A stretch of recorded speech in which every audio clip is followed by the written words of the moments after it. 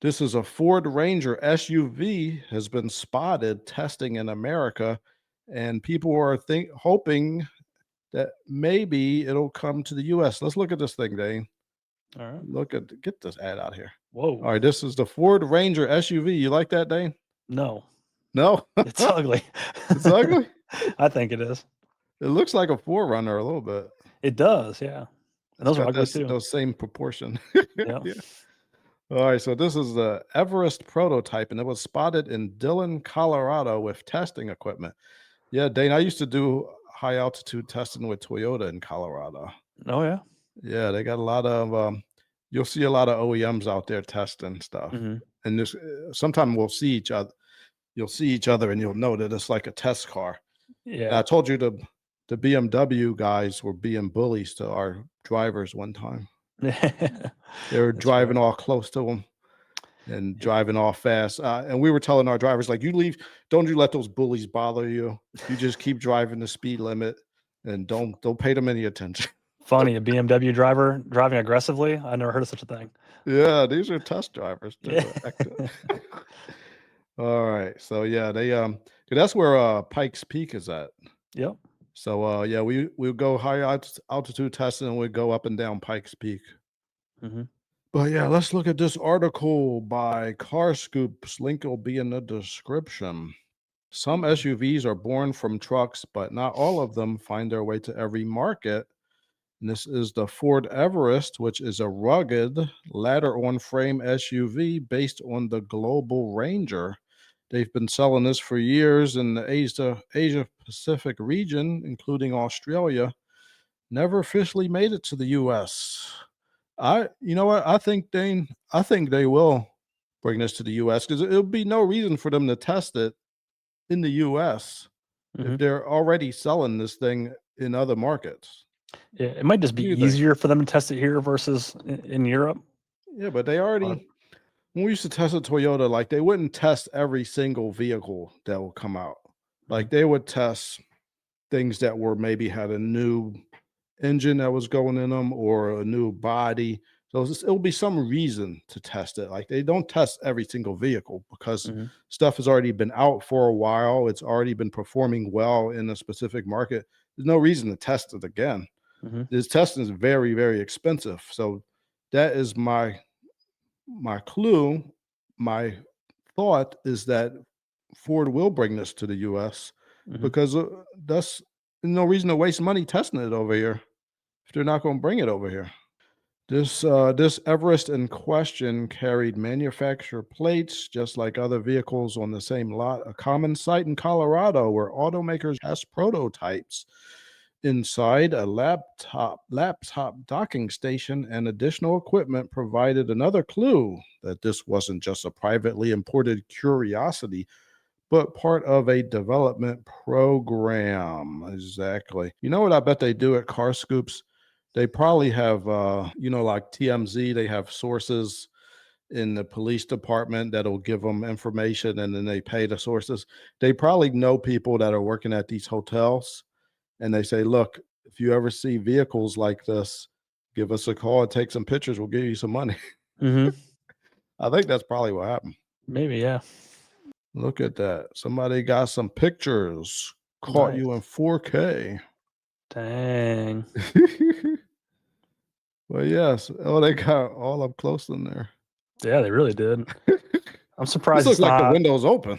Yeah, yeah. See, I'm surprised it's not tinted more, and there's not more like camo or something on the outside. Usually, there's more stuff to cover them up. Yeah, Ford.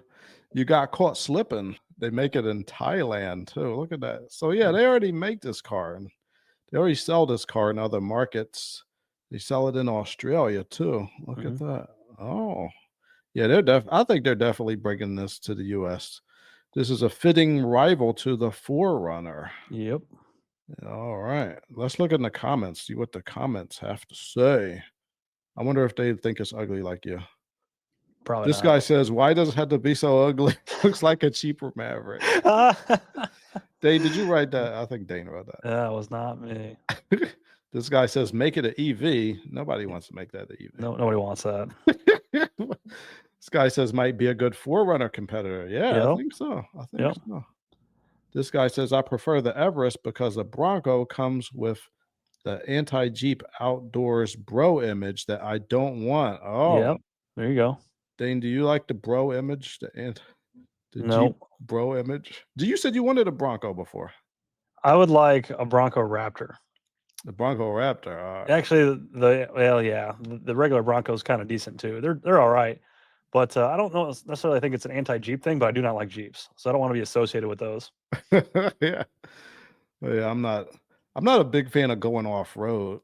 If I went off road, I would consider a Jeep. They have a lot of patents and trick things that are good for off-roading, but I don't go off-road, so I'm not really a Jeep guy. Yeah, and they drive like crap on the road. Even the brand new ones, Yeah, they're just awful. I'm not a fan. This guy says Ford may consider building the Everest in the same US plant as the Ranger. Yeah, that would make sense. This guy said that's where the Bronco is already built. I don't see the room for a third vehicle. Well, could always make room.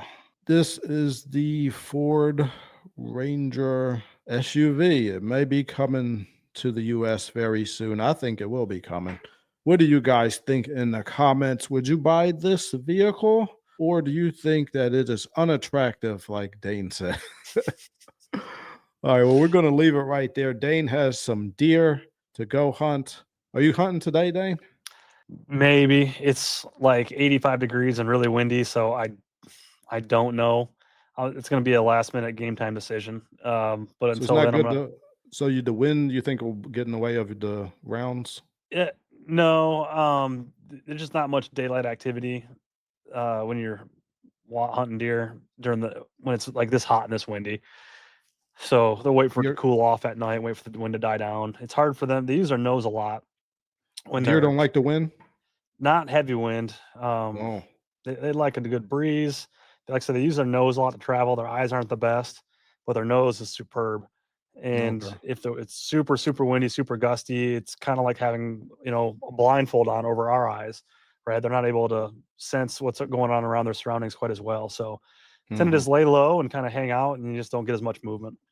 Okay. Man, I wish you still lived near me. I'll get some deer burgers.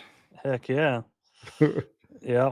They're so Love, delicious, bro. I know, love those venison burgers and venison steaks. And yeah, they're good eating. I would try to go hunting, but I can't go by myself because I get lost real easy. You got So a GPS on your phone? if that phone GPS stops working, if I'm in the woods, I will never get home.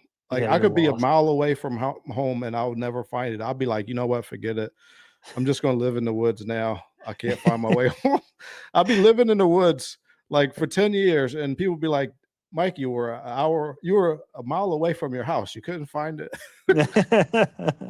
I'd be like, I gave up. I gave up and built a house. Yep. All right. Well, that's what we got for you today. If you have any questions or comments, please let us know. Thank you for tuning in and have a good one. Yep. We'll see you next time.